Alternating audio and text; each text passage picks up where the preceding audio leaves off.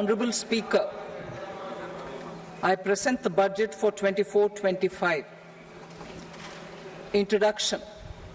The people of India have reposed their faith in the government led by Honourable Prime Minister Shri Narendra Modi and re-elected it for a historic third term under his leadership.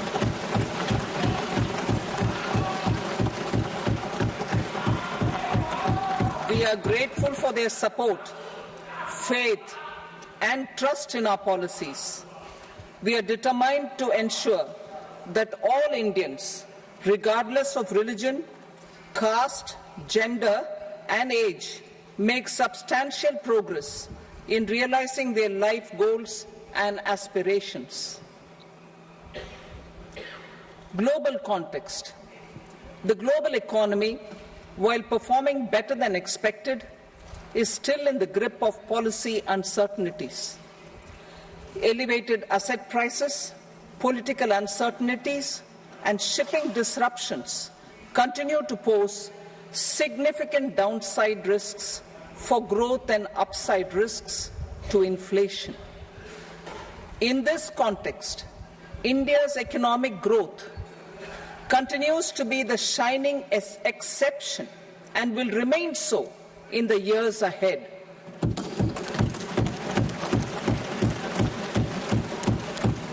India's inflation continues to be low, stable, and moving towards the 4% target.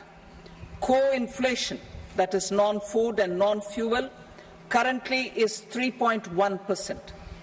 Steps are being taken to ensure supplies of perishable goods reach markets adequately. Interim budget. As mentioned in the interim budget, we need to focus on four major castes, namely the Garib, Mahilaye, Yuva, and Annadata, the poor, women, youth, and the farmer. For Annadata, we announced higher minimum support prices a month ago for all major crops, delivering on the promise of at least a 50% margin over costs. Pradhan Mantri Garib Kalyan Anna Yojana was extended for 5 years, benefiting more than 80 crore people. Administrative actions for approval and implementation of various schemes announced in the interim budget are well underway. The required allocations have been made. Budget theme. Turning attention to the full year and beyond in this budget, we particularly focus on employment, skilling, MSMEs, and the middle class. I am happy to announce the Prime Minister's package of 5 schemes and initiatives to facilitate employment, skilling, and other opportunities for 4.1 crore youth over a 5-year period, with a central outlay of 2 lakh crore rupees. I will speak about them shortly, while more details may be seen in the annexure. This year, I've made a provision of 1.48 lakh rupees, 1.48 lakh crore rupees for education, employment, and skilling. Budget priorities. The people have given a unique opportunity to our government to take the country on the path of strong development and an all-round prosperity. In the interim budget, we promise to present a detailed roadmap for our pursuit of Vikasit Bharat, in line with the strategy set out in the interim budget. This budget envisages sustained efforts on the following 9 priorities for generating ample opportunities for all. Number 1, productivity and resilience in agriculture. Number 2, employment and skilling. Number 3, inclusive human resource development and social justice. 4. Manufacturing and services. 5. Urban development. 6. Energy security. 7. Infrastructure. 8. Innovation, research and development. And 9. Next generation reforms. Subsequent budgets will build on these and add more priorities and actions. A more detailed formulation will be carried out as part of the economic policy framework about which I will speak later in this speech. This budget details some of the specific actions to be initiated in the current year towards fulfillment of these priorities, with potential for transformative changes. The budget also covers some of the previously made announcements with intent to strengthen them and step up their implementation for expediting our journey towards the goal of Viksit Bharat. Priority 1, productivity and resilience in agriculture. Transforming agricultural research. Our government will undertake a comprehensive review of the agricultural research setup to bring the focus on raising productivity and developing climate-resilient varieties. Funding will be provided in challenge mode, including to the private sector. Domain experts, both from the government and outside, will oversee the conduct of such research. Release of new varieties. New 109 high-yielding and climate-resilient varieties of 32 field and horticultural crops will be released for cultivation by farmers. Natural farming. In the next 2 years, 1 crore farmers across the country will be initiated into natural farming, supported by certification and branding. Implementation will be through scientific institutions and willing gram panchayats. 10,000 need-based bio-input resource centers will be established. Missions for pulses and oilseeds. For achieving self-sufficiency in pulses and oilseeds, we will strengthen their production, storage and marketing. As announced in the interim budget, a strategy is being put in place to achieve Atmanirbharta for oilseeds such as mustard, groundnut, sesame, soybean and sunflower. Vegetable production and supply chains. Large-scale clusters for vegetable production will be developed closer to major consumption centers. We will promote farmer-producer organizations, cooperatives, and startups for vegetable supply chains, including for collection and storage and marketing. Digital public infrastructure for agriculture. Buoyed by the success of the pilot project, our government, in partnership with the states, will facilitate the implementation of the digital public infrastructure in agriculture for coverage of farmers and their lands in 3 years. During this year, digital crop survey for Kharif using the DPI will be taken up in 400 districts. The details of 6 crore farmers and their lands will be brought into the farmer and land registries. Further, the issuance of Jan Samarth based Kisan credit cards will be enabled in 5 states.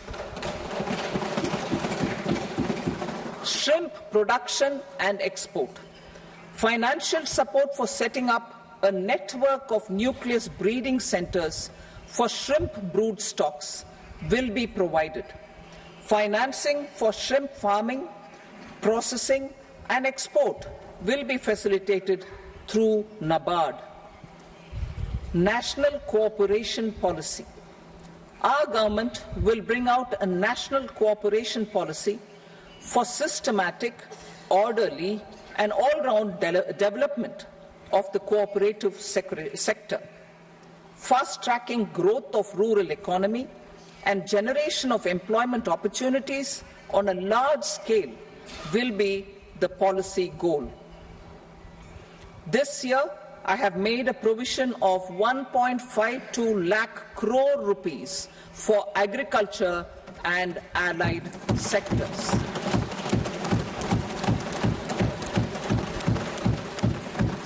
Priority 2, employment and skilling.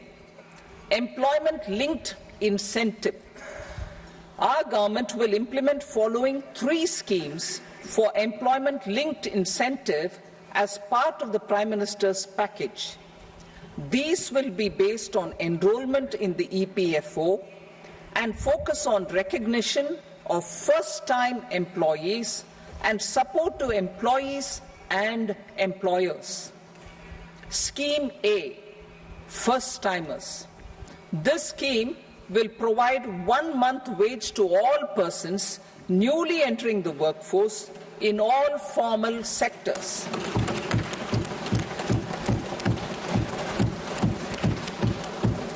Direct benefit transfer of 1 month's salary in 3 installments to first-time employees as registered in the EPFO will be up to 15,000 rupees.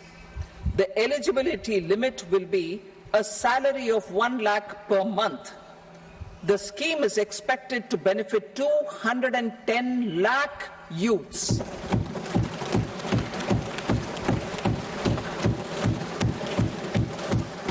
Scheme B, job creation in manufacturing.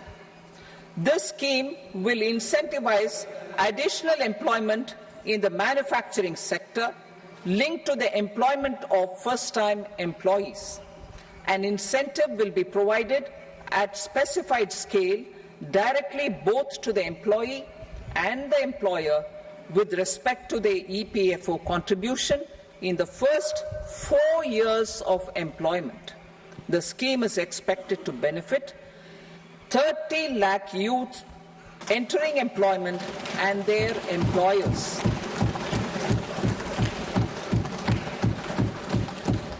Scheme C, support to employers. This employer-focused scheme will cover additional employment in all sectors.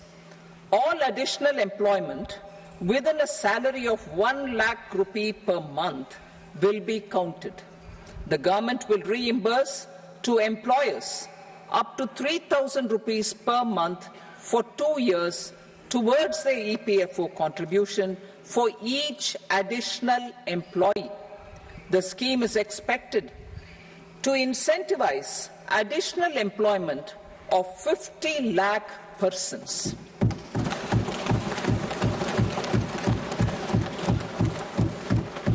Participation of women in the workforce. We will facilitate higher participation of women in the workforce through setting up of working women hostels in collaboration with industry and establishing creches. In addition, the partnership will seek to organize women-specific skilling programs and promotion of market access for women SHG enterprises. Skilling program. I am happy to announce a new centrally sponsored scheme as the 4th scheme under the Prime Minister's package for skilling in collaboration with state governments and industry. 20 lakh youth will be skilled over a 5-year period.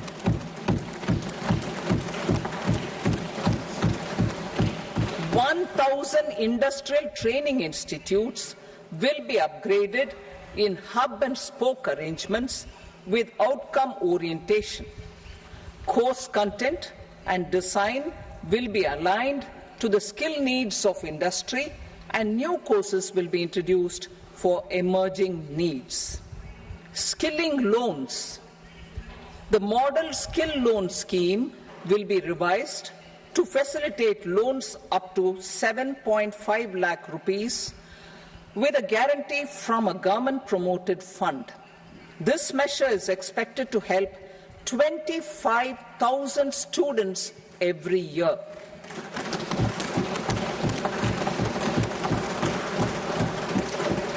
Education loans for helping our youth who have not been eligible for any benefit under government schemes and policies. I am happy to announce a financial support for loans up to 10 lakh rupees for higher education in domestic institutions.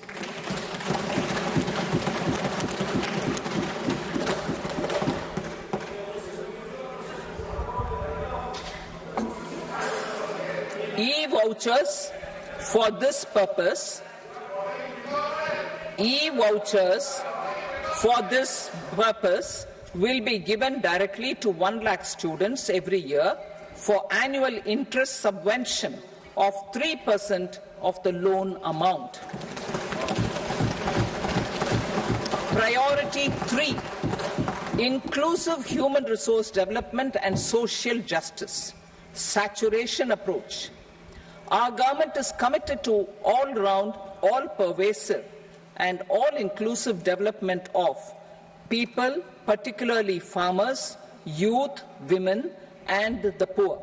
For achieving social justice comprehensively, the saturation approach of covering all eligible people through various programs, including those for education and health, will be adopted to empower them by improving their capabilities.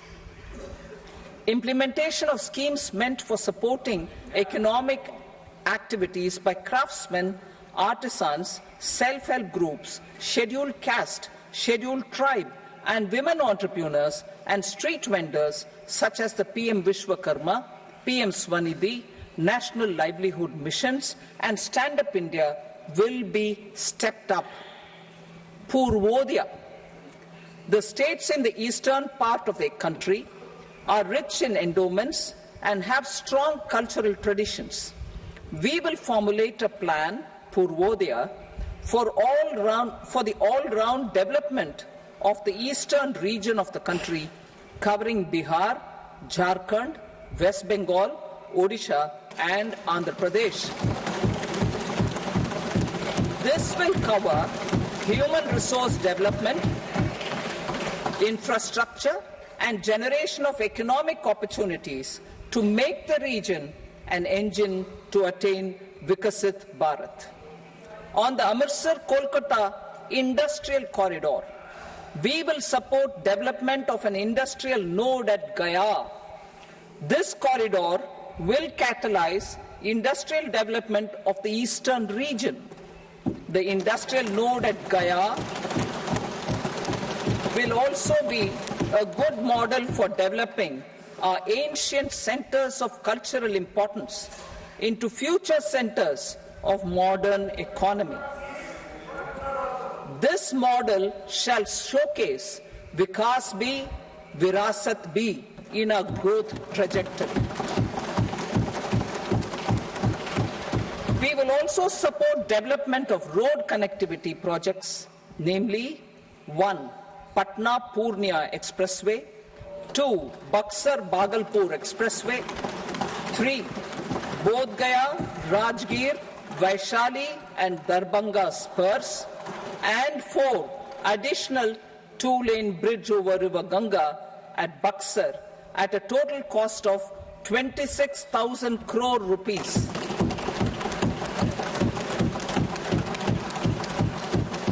Power projects, including setting up of a new 2,400 megawatt power plant at Pir Painti, will be taken up at a cost of 21,400 crore rupees.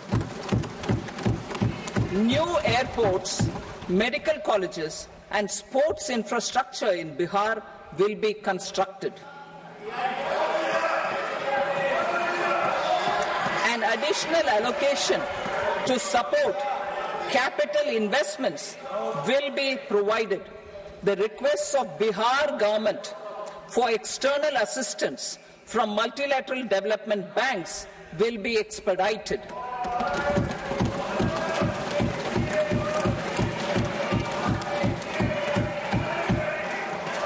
Andhra Pradesh Reorganization Act. Our government has made concerted efforts to fulfill the commitments in Andhra Pradesh Reorganization Act.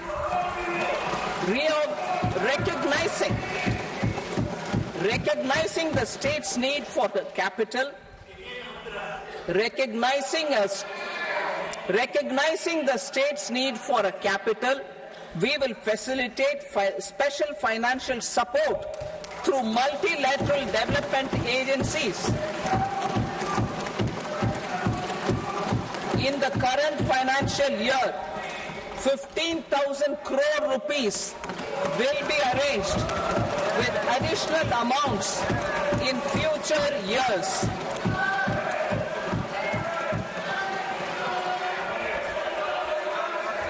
Our government is fully committed to financing and early completion of the Polavaram irrigation project, which is the lifeline for Andhra Pradesh and its farmers. This will facilitate our country's food security as well. Under the Act, Andhra Pradesh Reorganization Act, for promoting industrial development, funds will be provided for essential infrastructure such as water, power, railways, and roads. In Kopparthi node on the Visakhapatnam-Chennai Industrial Corridor and Varavakal node on the Hyderabad-Bengaluru Industrial Corridor. An additional allocation will be provided this year towards capital investment for economic growth. Grants for backward regions of Rayalaseema, Prakasham, North Coastal Andhra, as stated in the Act, will be provided. PM Awas Yojana. 3 crore additional houses under the PM Awas Yojana in rural and urban areas in the country have been announced, for which the necessary allocations are being made. Women-led development. For promoting women-led development, the budget carries an allocation of more than 3 lakh crore for schemes benefiting women and girls. This signals our government's commitment for enhancing women's role in economic development. Pradhan Mantri Janjatiya Unnat Gram Abhiyan. For improving the socio-economic condition of tribal communities, we will launch the Pradhan Mantri Janjatiya Unnat Gram Abhiyan by adopting saturation coverage for tribal families in tribal majority villages and aspirational districts. के लिए इन स्थानों के लिए और इसमें जो है 63,000 जगहों को इसमें कवर किया जाएगा, लिया जाएगा। बैंक की शाखा जो है पूर्वोत्तर में खोला जाएगा। 100 ब्रांच पोस्ट पेमेंट बैंक की स्थापना की जाएंगी वह पूर्वोत्तर के क्षेत्र में, और उनको बैंकिंग की सेवाएं प्रदान की जाएंगी। और इस वर्ष मैंने एक प्रावधान किया है 2.66 लाख करोड़ का हमारे ग्रामीण विकास के लिए, जिसमें आता है हमारी ग्रामीण अवसंरचना, हमारे जो पतन है, हमारे विनिर्माण का क्षेत्र है, और हमारे एमएससीओ को बढ़ावा देने के लिए इस बजट को ने विशेष ध्यान दिया है। एमएसएमईज के और विनिर्माण के क्षेत्र में विशेषकर जो श्रम प्रधान क्षेत्र हैं, और इसके साथ हमने एक पैकेज बनाया है जिसमें हमने जो है विनियामक परिवर्तन दिया है और तकनीकी समर्थन किया है, जिससे कि वो अपना विकास कर सके, प्रतिस्पर्धा कर सके विश्व स्तर पर। और ये चीजें मैं घोषणा कर रही हूँ। और इसके साथ क्रेडिट गारंटी स्कीम एमएसएमईज के लिए, विनिर्माण क्षेत्र के लिए किया जा रहा है। और उनको एमएसएमई को ऋण देने की बात जहां तक है, इसमें कोलैटरल नहीं होगा या थर्ड पार्टी गारंटी की जरूरत नहीं है, क्रेडिट गारंटी स्कीम लाया जाएगा। और ये जो श्रृंखला है वो जो है इस तरह के एमएसएमईज को समर्थन देगा। और इसके साथ सेल्फ फाइनेंसिंग गारंटी प्लान होगा प्रत्येक आवेदकों के लिए, और इसमें 100 करोड़ रुपए का आवंटन किया जाएगा। और लोन की राशि शायद ज्यादा भी हो सकती है। और इसके लिए हमें एक एनुअल गारंटी शुल्क देना होगा रिड्यूसिंग बैलेंस स्कीम में। नए आकलन मॉडल बनाया जा रहा है। सरकारी बैंक अपने इन हाउस क्षमता को बढ़ाएंगे जिससे कि एमएसएमईज का आकलन हो सके। क्रेडिट की जगह जो है बाहरी अनुमान को लिया जाएगा और वो भी नेतृत्व करेंगे और अपना विकास करेंगे। एक नए क्रेडिट असेसमेंट मॉडल बनाएंगे जिसका आधार होगा डिजिटल फुटप्रिंट एमएसएमईज का हमारे अर्थव्यवस्था में। और आशा किया जाता है कि इसमें काफी सुधार होगा हमारी जो पारंपरिक जो अनुमान होता है उसकी तुलना में। और ये टर्नओवर क्राइटेरिया के परिसंपत्ति पर आधारित होगा। इसमें ऐसे एमएसएमईज होंगे जिसमें किसी तरह का औपचारिक लेखा परीक्षा नहीं होगी। और इसके साथ जो है जब स्ट्रेस या तनाव की अवधि होती है, मुझे बहुत खुशी है ये घोषणा करते हुए कि बैंक की जो ऋण है वो एमएसएमईज को दिया जाएगा जब वो तनाव के परिवेश में हो। और ये एक मे अकाउंट होगा। और इसमें जो है कुछ ऐसी चीजें होती हैं जो उनके नियंत्रण के बाहर होती है, उस समय उन्हें ऋण की जरूरत पड़ती है जिससे कि वो अपना व्यापार चला सके। और इसमें क्रेडिट क्षमता जो है वो गारंटी होगा एक सरकारी प्रोमोटेड फंड। मुद्रा लोन में हम आते हैं और ये सीमित था वो 10 लाख से बढ़ाकर 20 किया जाएगा उन उद्योगपतियों के लिए जिन्होंने जो है अपने लोन जो पुराने लोन है उनका भुगतान कर दिया गया है। और इसके साथ अनिवार्य ऑनबोर्डिंग की सुविधा होगी एमएसएमई की सुविधा के लिए, वर्किंग कैपिटल को बढ़ाने के लिए, जिससे कि वो अपने ट्रेड रिसीवेबल्स को जो है कैश तक लेकर जा सके। और इसके साथ जो है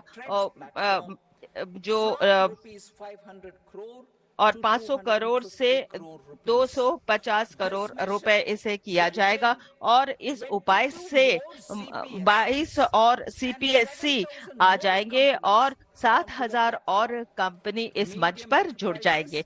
और जो हमारे मझोले उद्योग हैं वो भी इसकी परिधि में, सप्लायर्स के परिधि में आ जाएंगे।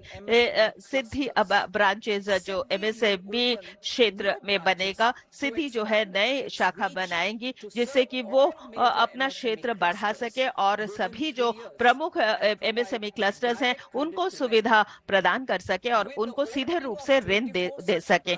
और इसके साथ 24 शाखाएं यहाँ पर खुलेंगी जो 168 में से 242 प्रमुख क्लस्टर्स में ये सुविधा प्रदान की जाएगी। एमएसएमई यूनिट की अगर हम बात करें, उनके गुणवत्ता के लिए वित्तीय समर्थन दिया जाएगा जिसमें 25 multi product aviation MSME sector में खुला जाएगा। और इसके साथ जो है 140 सेफ्टी टेस्टिंग लैब NBLA के एक्रेडिटेशन के साथ ये सुविधा प्रदान की जाएगी। ई कॉमर्स के निर्यात केंद्र खोले जाएंगे जिससे कि MSC और हमारे जो पारंपरिक कलाकार हैं वो अपने उत्पाद जो है अंतर्राष्ट्रीय बाजार में भेज सकेंगे। और ई कॉमर्स की स्थापना की जाएगी हमारे पब्लिक प्राइवेट पार्टनरशिप के तहत, और इसमें जो है इनका बहुत बढ़िया लॉजिस्टिक्स होगा और जो निर्यात संबंधी जो सुविधाएं हैं वो एक ही जगह पर जो है मुहैया करा दिया जाएगा। और इंटर्नशिप जो है अपने शीर्ष कंपनियों में, इसमें प्रधानमंत्री के पैकेज के अंतर्गत हमारी सरकार एक व्यापक योजना ले आएगी जिसके तहत इंटर्नशिप की जो है अवसर दिए जाएंगे। 500 कंपनी में 1 करोड़ जो युवा हैं उनको 5 साल में ये नौकरियां दी जाएंगी। और इसके साथ जो है वो उनको जो है 12 महीने काम किया जाएगा, उनको उस वातावरण में रखा जाएगा और इसके साथ उनको रोजगार के बहुत सारे जो है अवसर भी प्रदान किए जाएंगे। इंटर्नशिप जो है इंटर्नशिप की अवधि में 5,000 रुपए उनको प्रति महीने दिए जाएंगे और 6,000 रुपए उनको दिए जाएंगे सहायता के रूप में। और ये 30% उनका इंटर्नशिप लागत उनके धन निधि में से दिया जाएगा। इंडस्ट्रियल पार्क में सरकार जो है इन्वेस्टमेंट रेडी को विकास करेंगे। इंडस्ट्रियल पार्क का विकास होगा और उसमें सारे बुनियादी सुविधाएं होंगी। 100 शहरों के आसपास और प्राइवेट सेक्टर के सहयोग से इसे किया जाएगा। और 12 औद्योगिक पार्क स्थापित किए जाएंगे और इसके साथ जो है इसको मंजूरी भी दी जाएगी।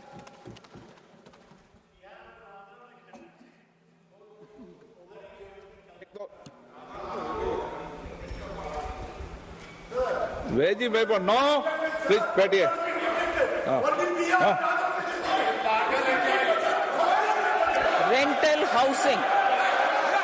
Rental housing with dormitory type accommodation for industrial workers will be, just 1 minute. Rental housing, I repeat, rental housing with dormitory type accommodation for industrial workers will be facilitated in PPP mode with VGF support and commitment from anchor industries. Shipping industry, ownership, leasing and flagging reforms will be implemented to improve the share of Indian shipping industry and generate more employment. Critical mineral mission.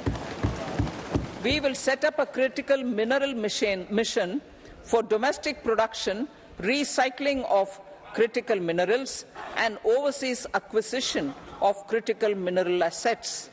Its mandate will include technology development, skilled workforce, extended producer responsibility framework, and a suitable financing mechanism. Offshore mining of minerals. Our government will launch the auction of the first tranche of offshore blocks for mining, building on the exploration already carried out. Digital public infrastructure applications. Turning to the services sector, I propose development of DPI applications at population scale for productivity gains, business opportunities, and innovation by the private sector.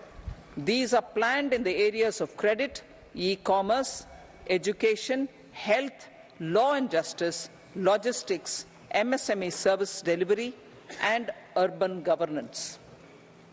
Integrated technology platform for IBC ecosystem. An integrated technology platform will be set up for improving the outcomes under the Insolvency Bankruptcy Code for achieving consistency, transparency, timely processing, and better oversight for all stakeholders. Voluntary closure of LLPs. The services of the Center for Processing Accelerated Corporate Exit, CPACE, will be extended for voluntary closure of LLPs to reduce the closure times. National Company Law Tribunals. The IBC has resolved more than 1,000 companies, resulting in direct recovery of 3.3 lakh crore to creditors. 3.3 lakh crore rupees to creditors. In addition, 28,000 cases involving over 10 lakh 20,000 ऐसे मामले हैं have been disposed of. जो 10,000 करोड़ के हैं, इनको dispose of किया जा रहा है। आईबीसी में उपयुक्त बदलाव किए जाएंगे, ट्राइब्यूनल को बेहतर तरीके से काम करने के लिए आगे बढ़ाया जाएगा, इंसॉल्वेंसी के जो समाधान हैं उनको आगे बढ़ाने का प्रयास किया जाएगा। इनमें से कुछ की अधिसूचना जारी की जाएगी और ये कंपनी अधिनियम के अंतर्गत होंगे। ऋण की वसूली के लिए ट्राइब्यूनल स्थापित किए जाएंगे। अतिरिक्त ट्राइब्यूनल की स्थापना की जाएगी जिससे रिकवरी की गति बढ़ सके। शहरी क्षेत्रों में शहरों को एक विकास हब के रूप में आगे बढ़ाया जाएगा। सभी सरकारें सभी शहरों को ग्रोथ हब के रूप में विकसित करेंगी और इसमें जो उप शहरी क्षेत्र होंगे उनको विकसित किया जाएगा। टाउन प्लानिंग स्कीम में बदलाव किए जाएंगे और रचनात्मक रूप से जो मौजूदा शहर हैं उनकी पुनर्संरचना का काम शुरू किया जाएगा और इसमें जो मार्केट आधारित नीतियां लागू की जाएंगी, नियमों को लागू किया जाएगा। ट्रांसिट ओरिएंट डेवलपमेंट प्लान लागू किए जाएंगे। 14 बड़े शहरों में जिनकी जनसंख्या 20 लाख से ऊपर है उसकी स्थापना की जाएगी और इसमें जो वित्तीय व्यवस्थाएं हैं उनको भी आगे बढ़ाया जाएगा। शहरों में आवासीकरण को बेहतर बनाया जाएगा। प्रधानमंत्री आवास योजना के अंतर्गत 1 करोड़ घरों की आवश्यकता है जो मध्यम वर्ग और निम्न मध्यम वर्ग के काम आएंगे। 10 लाख करोड़ रुपए का इसमें निवेश किया जाएगा। इसमें केंद्रीय सहायता होगी 2.25 यानी कि 2.25 लाख करोड़ रुपए की और इसके अलावा अनुदान दिए जाएंगे, ऋण देने की व्यवस्था की जाएगी, वहनीय दरों पर ये कर्ज दिए जाएंगे और जो रेंटल हाउसेज यानी कि किराए पर घर देने की व्यवस्था है उसको पारदर्शी बनाया जाएगा। जलापूर्ति और स्वच्छता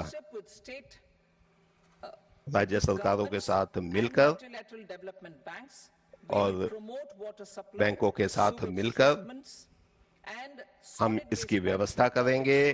ठोस कचरे का प्रबंधन किया जाएगा और 100 बड़े शहरों में इन सब परियोजनाओं को लागू किया जाएगा। ये सभी परियोजनाएं महत्वपूर्ण तरीके से लागू होंगी और जो उपचारित जल होगा उसको सिंचाई के उपयोग के लिए आगे बढ़ाया जाएगा।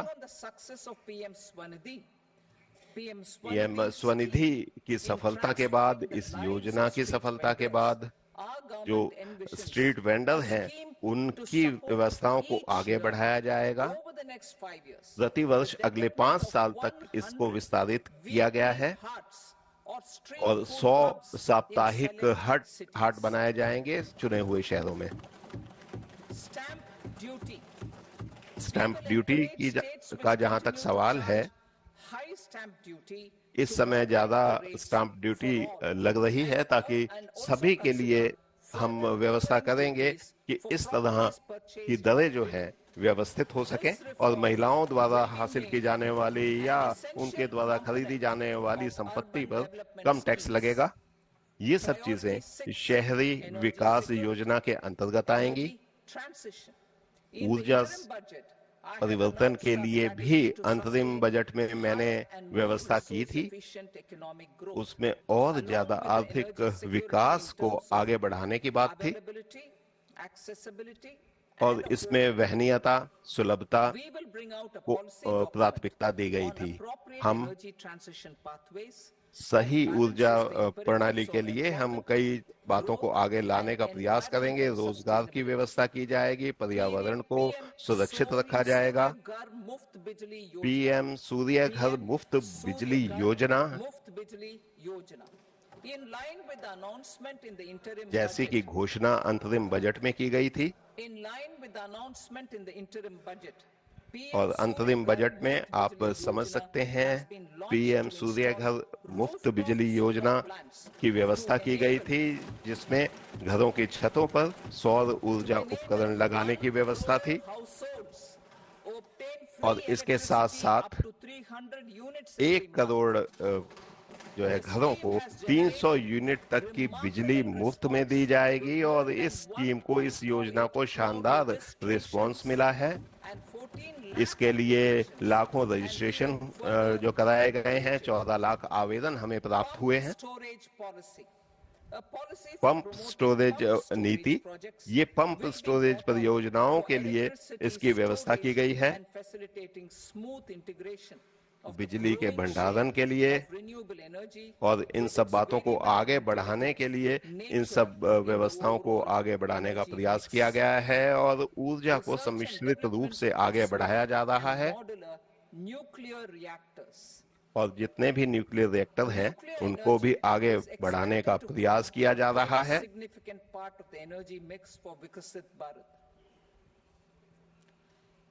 और ये विकसित भारत को आगे बढ़ाने में मदद करेगी। सबसे पहली बात यह है कि भारत स्मॉल रिएक्टर के नाम से व्यवस्थाएं की जाएंगी, इनकी स्थापना की जाएगी। मॉड्यूलर रिएक्टर के नाम से इनकी स्थापना की जाएगी। अनुसंधान और विकास के हिसाब से नई टेक्नोलॉजी का उपयोग किया जाएगा। R&D फंडिंग जो है, अंतरिम बजट में इसकी व्यवस्था की गई थी। और इस क्षेत्र में भी इनको आगे बढ़ाया जाएगा। उन्नत अल्ट्रा सुपर प्लांट की व्यवस्था की जाएगी, जिसमें स्वदेशी तकनीक का उपयोग किया जाएगा। Ultra super critical thermal power plants की स्थापना की जाएगी, जिनकी दक्षता बहुत अधिक होगी। ये संयुक्त उपक्रम होगा एनटीपीसी और बीएचईएल के बीच में। और इससे 800 मेगावाट के प्लांट की स्थापना की जाएगी और इसमें उन्नत टेक्नोलॉजी का उपयोग किया जाएगा। सरकार इसके लिए उपयुक्त वित्तीय व्यवस्था कराएगी और स्वदेशी क्षमता को बढ़ाया जाएगा। हाई ग्रेड स्टील के उत्पादन को बढ़ाया जाएगा। धातु उद्योग से जुड़े हुई व्यवस्थाओं को मजबूत किया जाएगा। और अर्थव्यवस्था में इसका बहुत महत्वपूर्ण योगदान होगा। और इसके अलावा जो हमारा रोड मैप होगा, जो बड़ी उद्योग हैं, जिसमें ऊर्जा संरक्षण को बेहतर तरीके से लागू किया जाएगा, उत्सर्जन कितना हो इसके लिए नियम बनाए जाएंगे। और इन उद्योगों के परिवर्तन के लिए जो ट्रेड मोड में इनको आगे बढ़ाने की कोशिश की जाएगी। भारत की कार्बन मार्केट में इसके हिसाब से निर्णय लिए जाएंगे। पारंपरिक लघु उद्योगों में भी इसको लागू किया जाएगा। पारंपरिक लघु उद्योग जो हैं, उनको आगे बढ़ाने का उपयोग किया जाएगा। जैसे सेरामिक प्लांट हैं, उनको सहायता उपलब्ध कराई जाएगी और उनको स्वच्छ ऊर्जा के उपयोग के लिए उनको वित्तीय सहायता भी दी जाएगी, जब वो इनको एक जगह से दूसरी जगह पर स्थापित करेंगे। अगले चरण में 100 क्लस्टर्स में इस योजना को लागू किया जाएगा।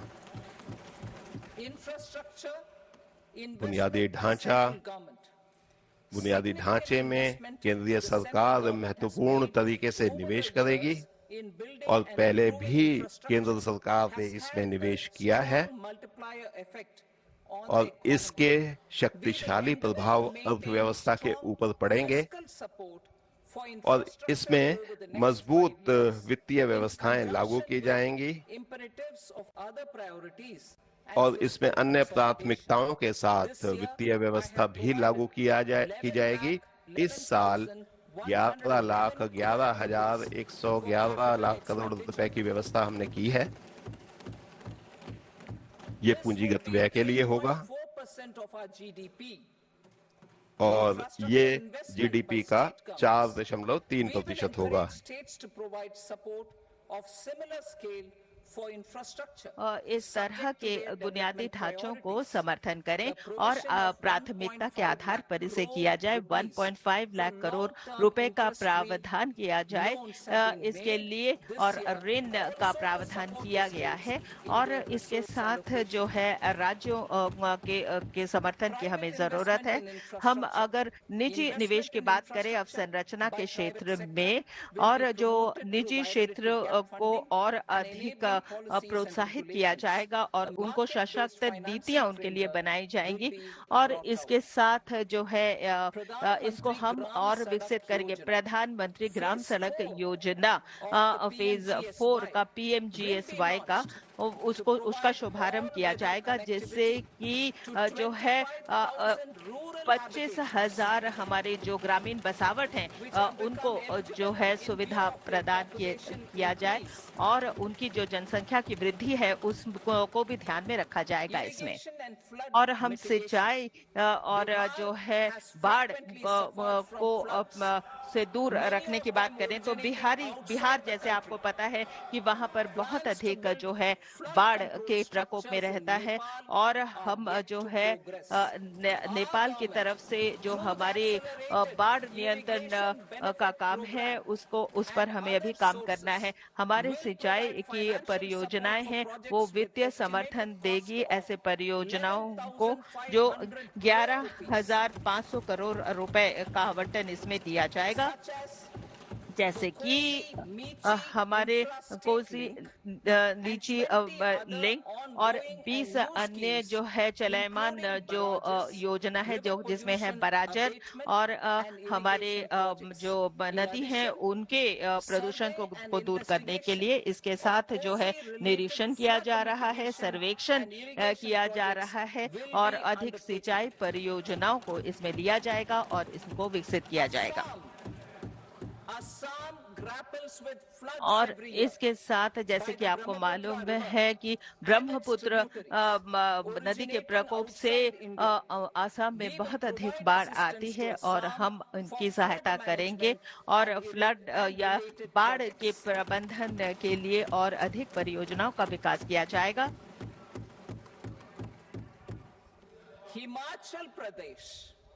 हिमाचल प्रदेश आपको मालूम है वहां पर बहुत अधिक नुकसान हुआ है बाढ़ों से। हमारी सरकार जो है इस राज्य को पुनर्निर्माण के काम के लिए पुनर्वास के लिए धनराशि देगी जिससे कि वो अपना विकास कर सके, अपनी स्थिति को और अच्छा मजबूत कर सकें।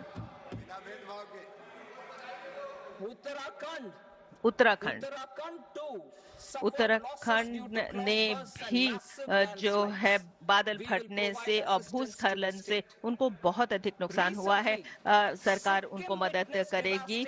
और सिक्किम में बहुत अधिक बाढ़ आई है और भूस्खलन के भी वो शिकार हुए हैं और हमारी सरकार उनको सहायता देगी, इस राज्य को, सिक्किम राज्य को सहायता देगी। अब पर्यटन की बात करें तो पर्यटन जो है वो हमेशा हमारे जो सभ्यता है उसका एक अहम भाग रहा है और भारत को का हमने पर्यटन के क्षेत्र में बढ़ावा देना है और पर्यटन के स्थलों को विकसित करना है, रोजगार को सृजित करना है और साथ में आर्थिक अवसर भी देना है अन्य क्षेत्रों को। और ये जो उपाय हैं जिनको रेखांकित किया गया है अंतरिम बजट में, मेरा ये प्रस्ताव है कि कई सकारात्मक कदम उठाए जाएंगे। विष्णुपद टेम्पल गया और बोध गया में महाकाली मंदिर जो बिहार में है वो बहुत ही महत्वपूर्ण पर्यटक स्थल हैं और इसमें इनके विकास के लिए और इस कॉरिडोर के विकास के लिए और महानदी कॉरिडोर के विकास के लिए जो है समर्थन मॉडल दिया जाएगा काशी विश्वनाथ कॉरिडोर को, और उनको जो है विश्व स्तर के पर्यटन स्थल बनाया जाएगा। राजगीर की अगर हम बात करें तो राजगीर में का जो है बहुत अधिक धार्मिक महत्वपूर्ण है हिंदुओं के लिए, बौद्ध के लिए और जैन, और फिर जैन जो परिसर है उसमें ऐसे मंदिर हैं जैसे कि सप्तऋषि है, 7 हॉट स्प्रिंग, और ये बहुत ही पवित्र है और इनका जो है व्यापक विकास किया जाएगा। राजगीर को इसमें ये शामिल है, राजगीर का भी विकास किया जाएगा। हमारी सरकार जो है आनंदा के विकास को समर्थन करेगी, इसको पर्यटक स्थल बनाया जाएगा और इसके साथ जो है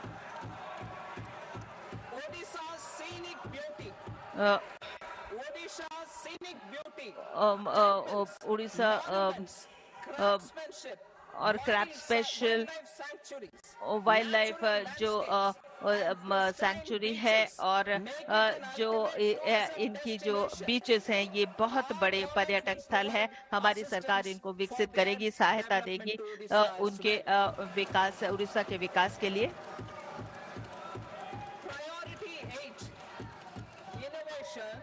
और अगर हम नए काम करेंगे और विकास के लिए हम अनुसंधान नेशनल रिसर्च फंड का परिचालन करेंगे जो आधारित विकास है उसका काम शुरू करेंगे, और हम जो है निजी क्षेत्र को भी शामिल करेंगे और इसमें अभिनव पहल किया जाएगा और इसकी घोषणा हमने अंतरिम बजट में किया है। और सुरक्षित इकोनॉमी, हम बार बार इस बात पर कहते हैं कि अंतरिक्ष की जो हमारी क्षमता है उसको हम 10 गुना ज्यादा करेंगे। आने वाले 5 सालों में 1000 करोड़ रुपए का आवंटन इसका दिया गया है। प्रायोरिटी 9 जिसमें एक जनरेशन रिफॉर्म है, हमारी जो आर्थिक सुधार का जो ढांचा है उसमें हम एक ढांचा बनाएंगे जिससे कि जो है हमारे आर्थिक विकास पर हम और अधिक ध्यान देंगे और आने वाली पीढ़ी के जो सुधार हैं उसको किया जाएगा और हमारे विकास को और उन्नत किया जाएगा। हमारी सरकार जो है जो उत्पादकता है उसको बढ़ाने का काम करेगी, साथ में जो है और मार्केट के क्षेत्र को और ज्यादा दक्ष बनाएंगी और उत्पाद को का संवर्धन करेगी और कैपिटल और उद्योग के क्षेत्र और प्रौद्योगिकी जो है सशक्त बनाएगी इन सब चीजों को, और इसके साथ जो है समानता बनेगी।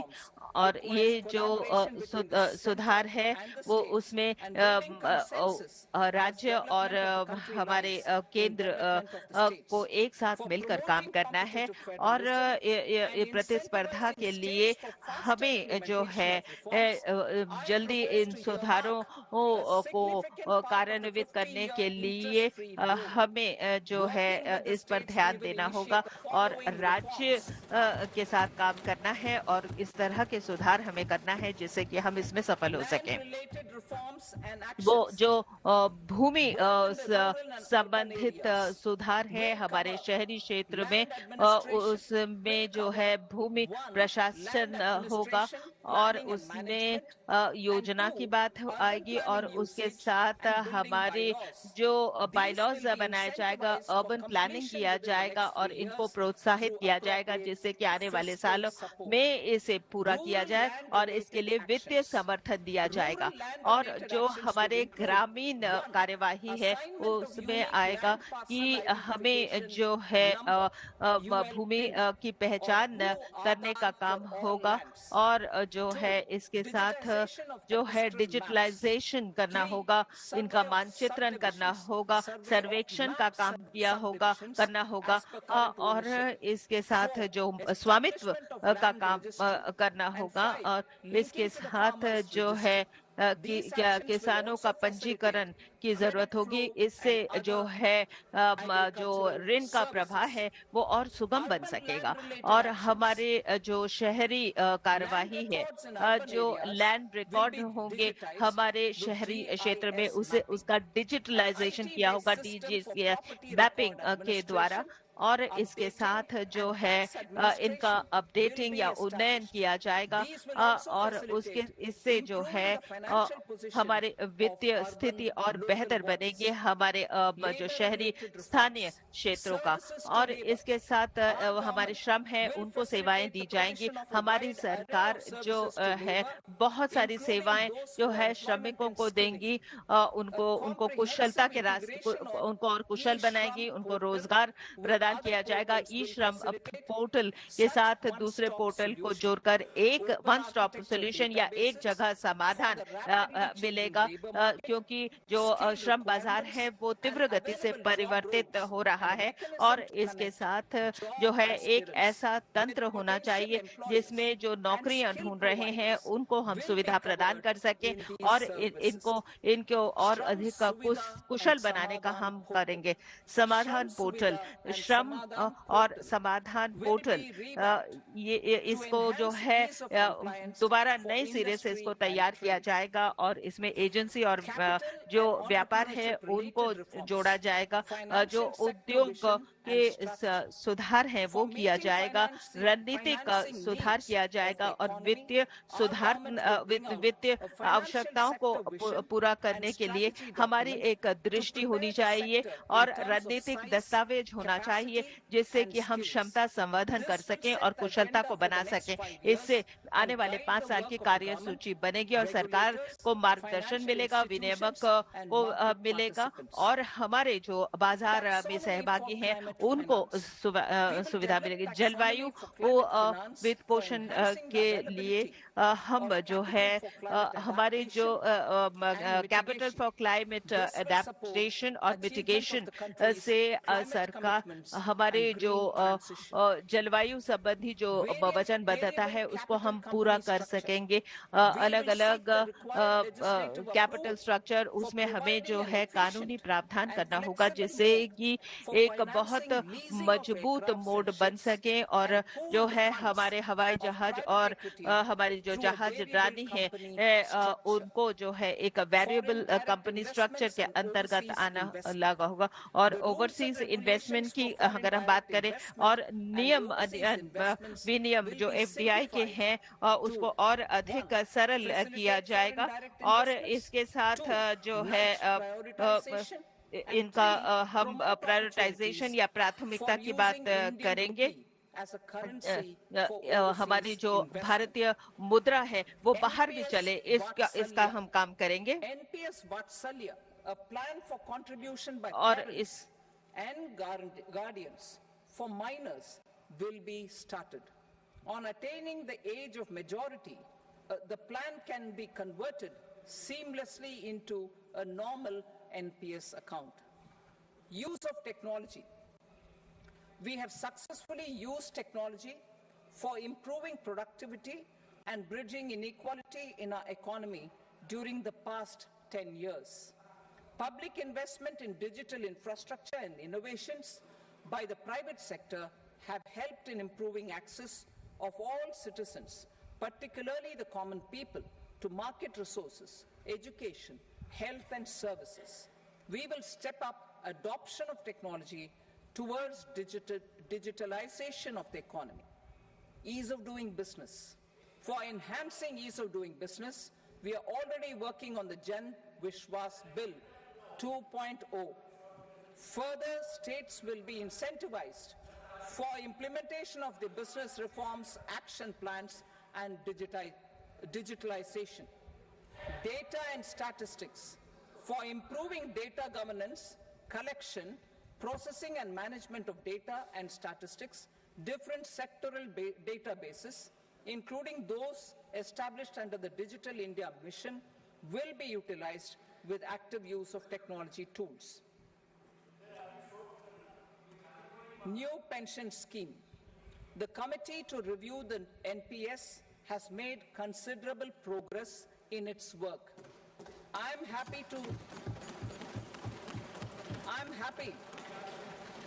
happy that the staff side of the National Council of the Joint Consultative Machinery for Central Government Employees has taken a constructive approach.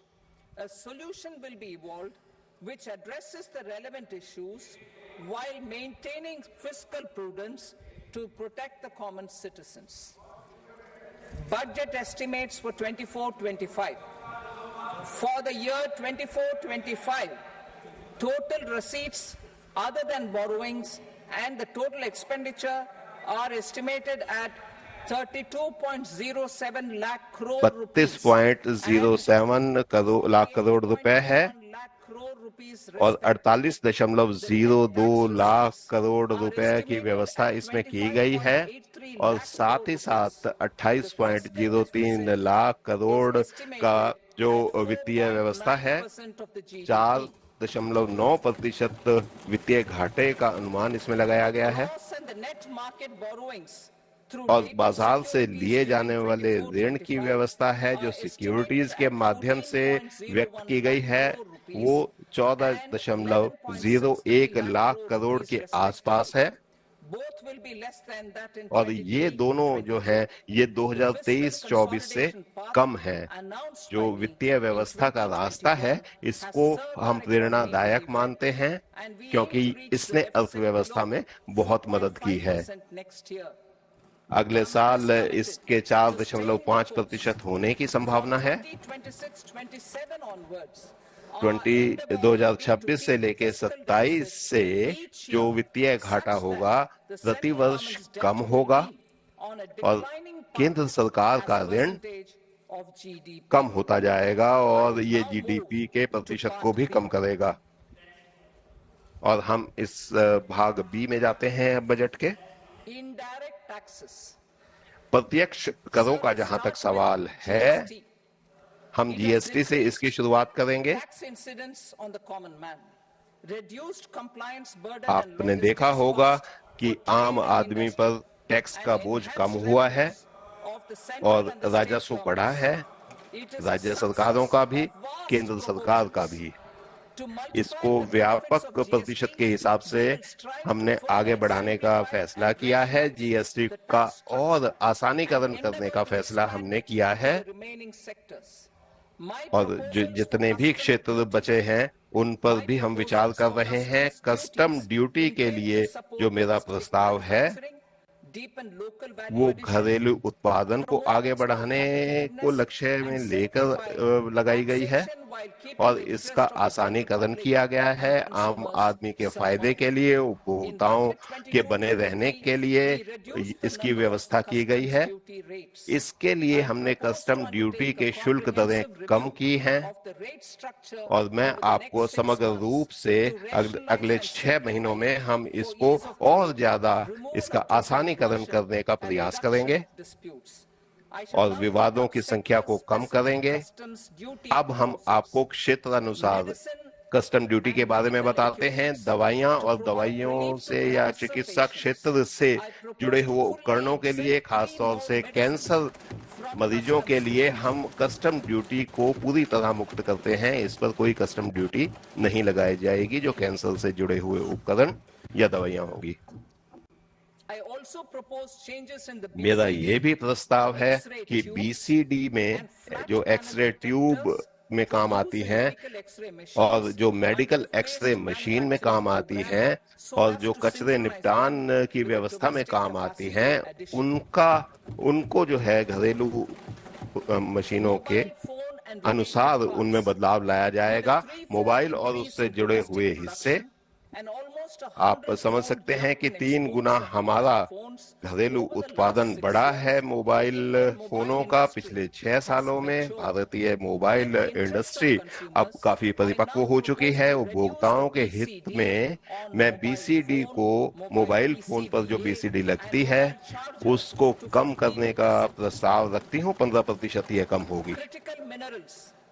महत्वपूर्ण खनिज जैसे लिथियम, तांबा, कोबाल्ट और बाकी जमीन से निकलने वाले तत्वों और जो नवीनीकरण ऊर्जा में उपयोग किए जाते हैं, दूरसंचार विभाग में उपयोग किए जाते हैं, हाईटेक इलेक्ट्रॉनिक के लिए मैं कस्टम ड्यूटी की मात्रा को और 25 जो है विशेष इसमें धातुओं का उपयोग किया जाता है उन पर ड्यूटी कम करने का प्रस्ताव रखती हूँ और इनका उपयोग और इनके शोधन में किए जाने वाले कार्यों के लिए इस रणनीति को हम आगे बढ़ाएंगे। सौर ऊर्जा जो ऊर्जा परिवर्तन है, आप समझ सकते हैं, जलवायु परिवर्तन से बहुत गहराई तक जुड़ी हुई है। मैं जो छूटी हुई वस्तुएं हैं या एग्जेम्प्टेड गुड्स हैं, जैसे सौर ऊर्जा के पैनल हैं या बाकी वस्तुएं इससे जुड़ी हुई हैं, घरेलू क्षमता चूंकि बढ़ रही है और टिन, कॉपर, ये सब चीजें इसमें उपयोग होती हैं। मैं कस्टम ड्यूटी जो उनको छूट दी जाती है उसको हम बढ़ाने का प्रस्ताव नहीं कर रहे हैं। समुद्री भोजन या खाद्य पदार्थों के बारे में हम बताना चाहते हैं कि इसका निर्यात 16,000 करोड़ रुपए बढ़ा है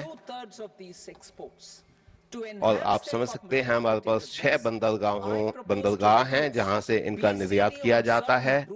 मैं ऐसे स्टॉक्स पर बीसीडी कम करने का प्रस्ताव रखती हूं, जिससे जो मछली उत्पादन या मछली से जुड़े हुए उत्पाद हैं उस पर 5% कमी का प्रस्ताव रखती हूं और साथ ही साथ जो मछली के भोजन हैं उन पर भी इस ड्यूटी को कम किया जाएगा। चमड़े से बनी हुई वस्तुओं के निर्यात में भी हम छूट दे रहे हैं।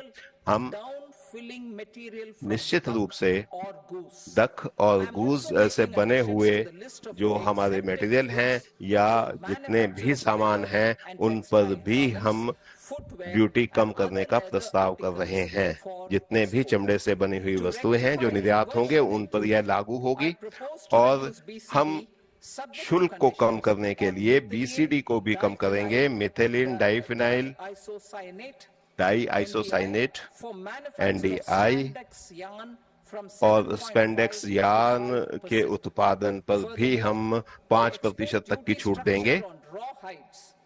और अगर आप समझ सकें कि स्किन से बने हुए, चमड़े से बने हुए वस्तुओं को भी हम रैशनलाइज करेंगे, उनको व्यवस्थित करेंगे और सोने और अन्य हीरे जवाहरातों पर जो कस्टम ड्यूटी होगी, सोने पर और चांदी पर ये 6% कस्टम ड्यूटी रहेगी। प्लेटिनम पर 6.4% रहेगी और स्टील और बाकी जितने भी महत्वपूर्ण हमारे पास खनिज पदार्थ हैं या धातुएं हैं उन पर भी यही व्यवस्था लागू होगी। मैं फेरस यानी कि लोहे के स्क्रैप, निकल के स्क्रैप पर भी बीसीडी को नील करने का प्रस्ताव रखती हूँ और कॉपर स्क्रैप पर भी इसमें कमी की जा रही है। घरेलू इलेक्ट्रॉनिक इंडस्ट्री में हम बीसीडी को स्थिति के अनुसार कम करेंगे, जैसे ऑक्सीजन के निर्माण और बाकी जो गतिविधियां हैं उन पर यह लागू होगी। रसायन और पेट्रोकेमिकल्स और हमारे पास नई क्षमताओं को हम लगातार आगे बढ़ाने का प्रयास कर रहे हैं और इसको 7.5 से 10% तक कम किया जा रहा है।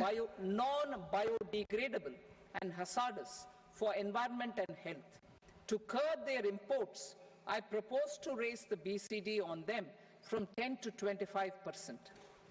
Telecommunication equipment. To incentivize domestic manufacturing, I propose to increase the BCD from 10 to 15% on PCBA of specified telecom equipment. Trade facilitation. To promote domestic aviation and boat and ship MRO, I propose to extend the period for export of goods imported for repairs from 6 months to 1 year. I'll read that again. To promote domestic aviation and boat and ship maintenance, repair and operations, I propose to extend the period for export of goods imported for repairs from 6 months to 1 year. In the same vein, I propose to extend the time limit for re-import of goods for repairs under warranty from 3 to 5 years. I now move to direct taxes. We will continue our efforts to simplify taxes, improve taxpayer services, provide tax certainty, and reduce litigation while enhancing revenues for funding the development and welfare schemes of the government. It has been our endeavor to simplify taxation.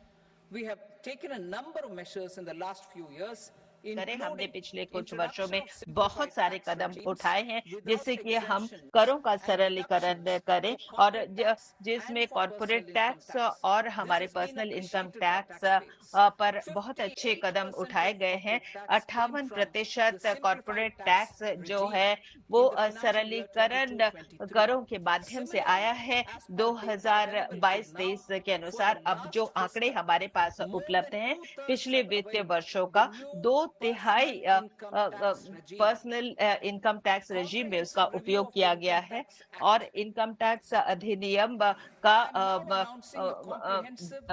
व्यापक पहल हम income tax act 1961 हमारा उद्देश्य है कि हम इसको बहुत सरल बनाए, पारदर्शी बनाए और सहजता से इसे जिसे पढ़ा जाए और जिसमें कोई कानूनी जटिलताएं ना आए, इसके हम प्रयास कर रहे हैं। और जो मांग आती है हमारे कानूनी प्रक्रियाओं में वो कम हो और इसमें शुरुआत हो चुकी है वित्तीय विधेयक में।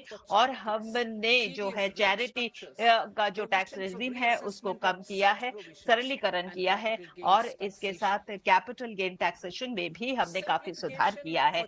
और इसके साथ चैरिटी और पीरियड्स के लिए जो सरलीकरण किया गया है और इसमें जो है 2 टैक्स का जो छूट है वो चैरिटी में दिया जाएगा, जिसे 1 किया जाएगा, 2 से 1 किया जाएगा।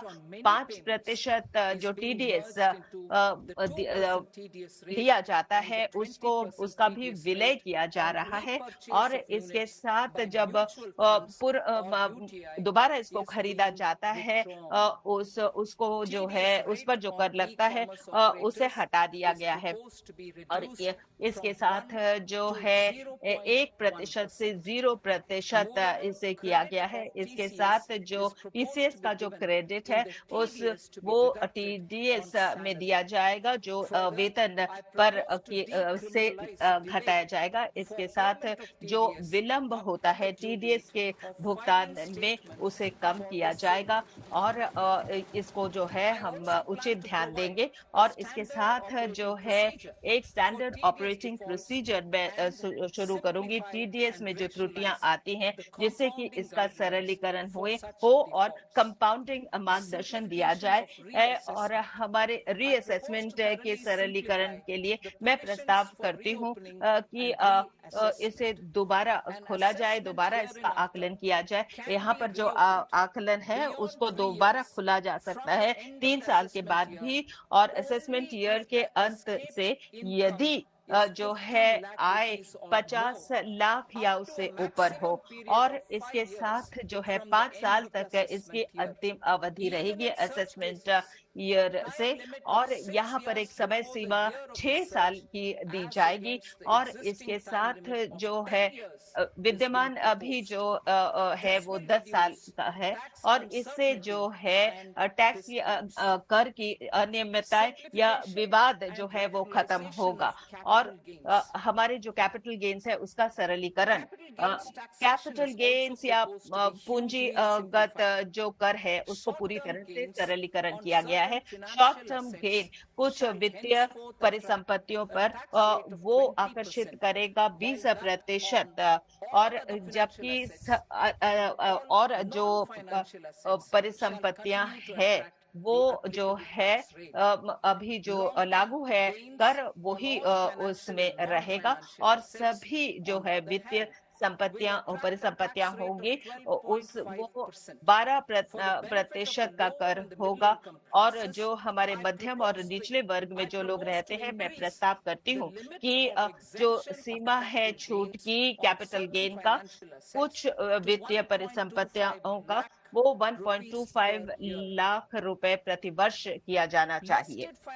और इसके साथ जो सूचीबद्ध परिसंपत्तियां हैं और इनका वर्गीकरण किया जाएगा, जबकि जो अनलिस्टेड होंगे, जो सूचीबद्ध नहीं होंगे और जो दीर्घावधि के एसेट होंगे वो 2 साल रखा जाएगा और इन्हें जो है दीर्घकालिक के वर्ग में डाला जाएगा। डेट म्यूचुअल फंड और मार्केट लिंक डिबेंचर उसमें जो है होल्डिंग पीरियड होगा और उसमें कैपिटल गेन पर कर होगा जो कि अभी लागू है। जो हमारे करदाता हैं उनकी सेवाएं जो हमारी ये जो सेवाएं हैं जो जीएसटी के अंतर्गत है और कस्टम और इनकम टैक्स के अधीन जो है उनको डिजिटलाइजेशन उनका किया गया है। और बाकी जो सेवाएं हैं जैसे कस्टम है, आयकर है, जिसमें जो है उनको ठीक करने का इनको डिजिटलाइज किया जाएगा और इसमें कागज का इस्तेमाल नहीं किया जाएगा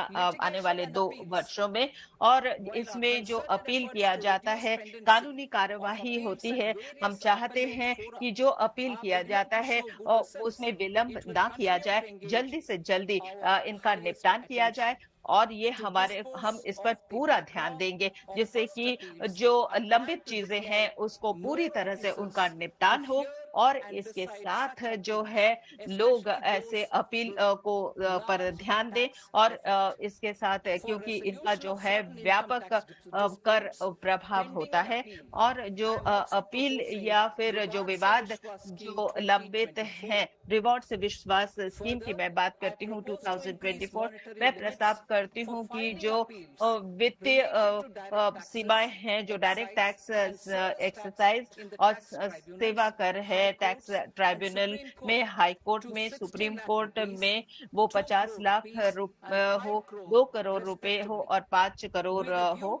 और इसको मद्देनजर रखते हुए कि अंतर्राष्ट्रीय कर में नियमितता आए और इसके लिए हम जो है नियमों को और सरलीकरण करेंगे, इनको और आकर्षक बनाएंगे और जो ट्रांसपोर्ट प्राइसिंग प्रोसीजर है उसको भी हम बहुत अधिक आसान बनाएंगे। हमारी रोजगार और निवेश के बारे में कुछ प्रस्ताव मैं देना चाहती हूँ और जैसे कि हम अपने रोजगार को बढ़ावा दे सके। सबसे पहले जो इंडियन स्टार्टअप इकोसिस्टम को बढ़ावा देने के लिए और उद्योगों की भावनाओं को बढ़ाने के लिए, अभिनव पहल को बढ़ावा देने के लिए मैं प्रस्ताव करती हूँ कि जो एंजल टैक्स है उसको पूरी तरह से समाप्त की जाए सभी निवेशकों के लिए।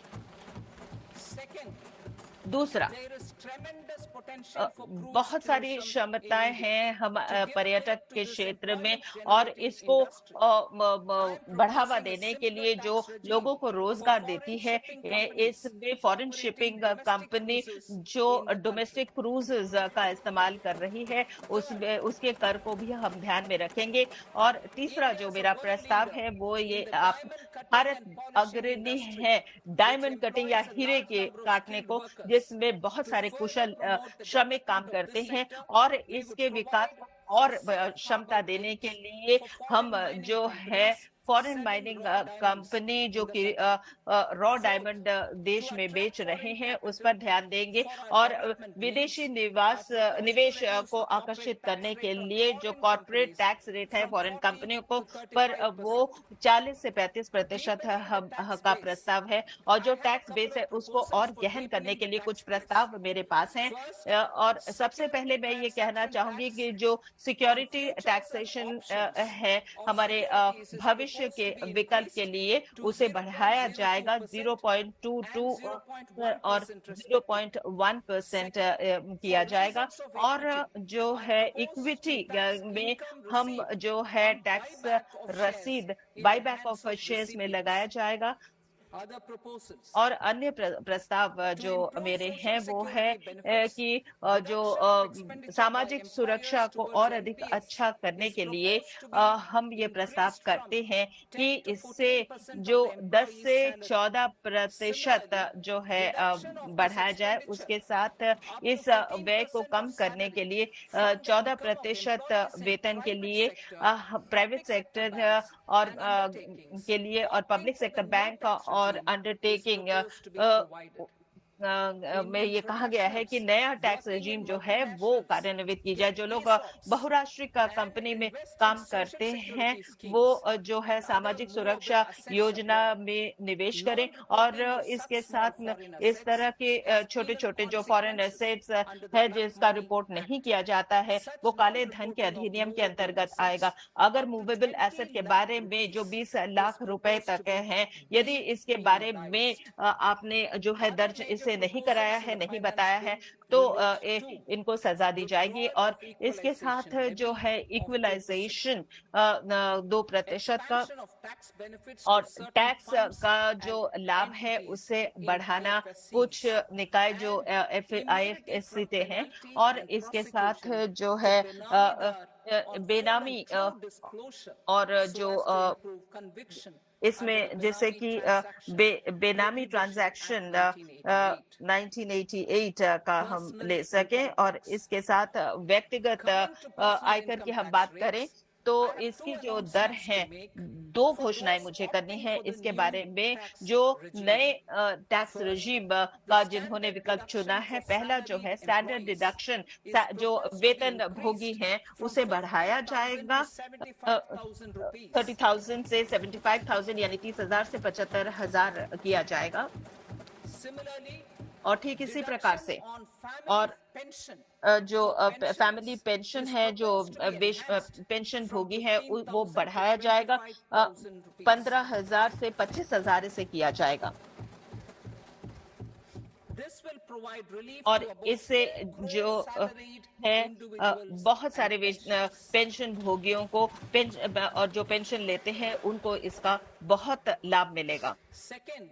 दूसरा, नए जो कर क्षेत्र है, जो टैक्स रेट संरचना है उसे संशोधित किया जाएगा इस तरह से 0 to 3 लाख रुपए तक नील, 3 लाख से 5%, 7 से 10 लाख 10%, 10 से 12 15%, 12 से 15 25%, और उससे ज्यादा 15 लाख से ज्यादा 50% होगा। और इसके परिणाम स्वरूप जो वेतन भोगी हैं जो नए टैक्स रेजिम में आएंगे वो 17,500 रुपए जो है आयकर में बचा सकेंगे।